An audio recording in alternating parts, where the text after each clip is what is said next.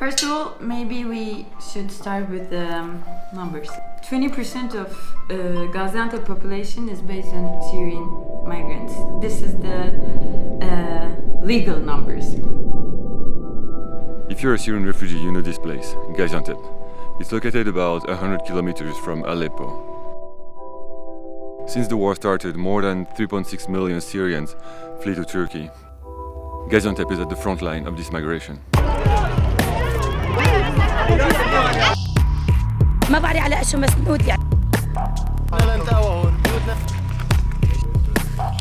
And like other places in the world, most of the refugees don't live in camp, they live in the city itself.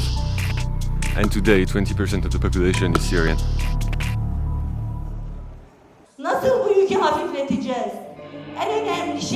Last month I was invited to the Global Refugee Conference in Gaziantep. More than 200 researchers, scientists, government officials, members of NGOs gathered to find a solution to this situation.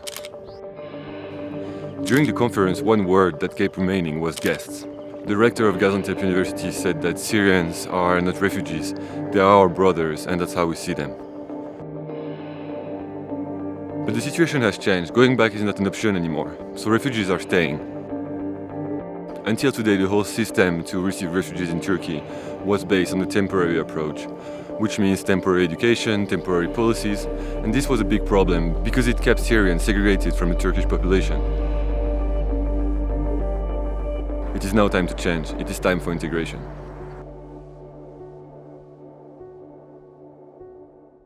What do you think are the priorities for Syrian refugees when they arrive in Turkey? The first priority, I think, that's the language.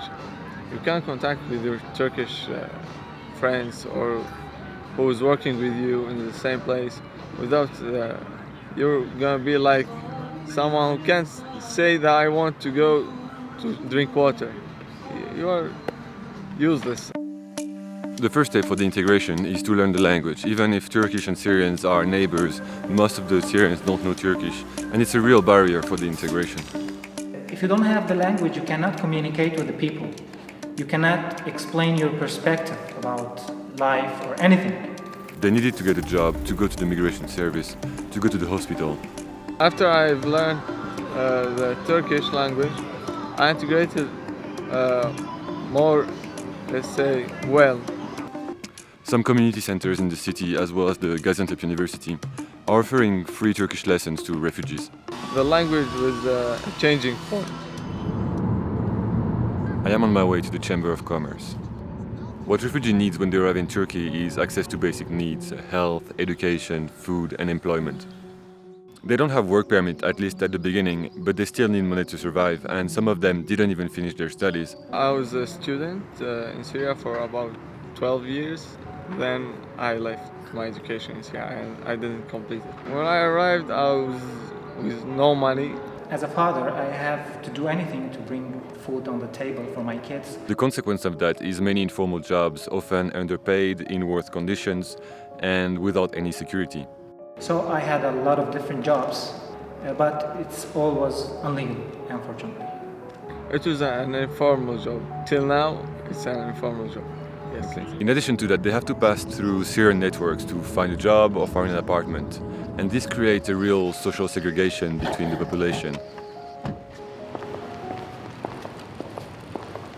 Gaziantep and Aleppo are very famous for their textile industry. And today there is a crucial need for trained workers to fill this really large industry. And Syrians are one of the answers. Here they receive vocational training along with Turkish students, where they learn new skills related to their previous background, but also to the needs of the local market. In Syria, I was studying electronic technology, and I selected a similar specialization here to come back to the field again and find a job. We are doing a great job together. It's a very good idea to put Syrian people and Turkish people in the same class. It's enhanced the Turkish language for the Syrian peoples. It's making more opportunities to communicate in Turkish language. They also get free language classes, free transportation, and free healthcare for them and their family. And at the end, they are awarded with a certificate and access to a legal job. Getting a job, going to university, having a house are not the only steps necessary to integrate. The most difficult part is to get accepted by the people.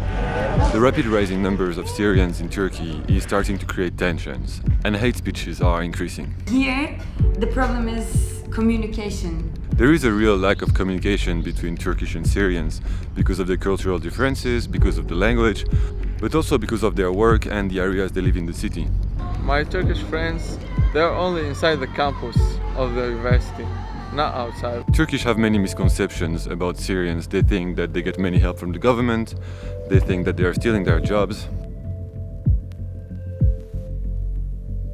I went to visit a place called the Kırkayak Art Center. This center is trying to create peaceful interactions between Syrians and Turkish by organizing many activities from movie projections to cooking classes. Syrian and Turkish people are getting together in hospitals, in courthouse, in media. Syrian people are projecting always with criminal news, but we know that this is not their reality. This is not what they are. They conducted a women project called Women Solidarity for Art, where they invited two artists from Turkish and Syria. The goal was to give women the opportunity to share their migration experiences, to talk about their journey between Turkish and Syrians. They worked on an art piece where women would see their journey on a map. The migration is not only a topic for Syrian people, it also includes Turkish people, because the migration also affects us in our neighbors, in our works, in everywhere. Migration projects cannot be conducted only to Syrian people. It would change nothing. They also organize kitchen projects for women to gather and connect. But it's not basically a kitchen, a place for women to cook. We are trying to create an area for women to get together. The main goal of Kırkayak Kültür is finding a way to how to live together. It's not only about migration. We also don't know how to live together with each other. In Turkey, places like the Kırkayak Art Center are developing, and they are really important. They are safe places for refugees and Turkish to share their culture, share their experiences, and build a better future together. No one knows if Syrians will settle in Turkey in the long term, go back home after a while, or move to other countries. But for now there is a situation, and actions need to be taken.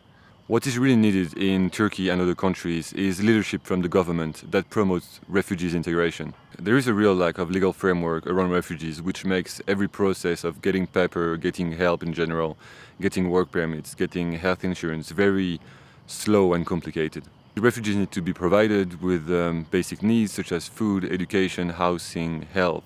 Education especially is very important. If we don't provide it to them, it will be a lost generation. Today many Syrian children have to work to provide for the family instead of going to school. Things such as language classes, vocational trainings, places to exchange between Syrians and the local population are really important. Separating refugees from the local population will only lead to major problems in the long term. And the voice of refugees needs to be taken into account in the decision making. Okay, so thank you for watching. I hope you enjoyed the video. Thank you to everyone who participated in the video. This was my first video in Turkey. There will be two more in the next weeks. They're a bit more specific. So thank you for watching. Don't forget to subscribe to the channel, like the video, share it, and I'll see you next week. Bye. Yes. Yes, we were studying. We were not prepared for this situation. We were not expecting this actually. We have to take this dangerous journey. We have to do it.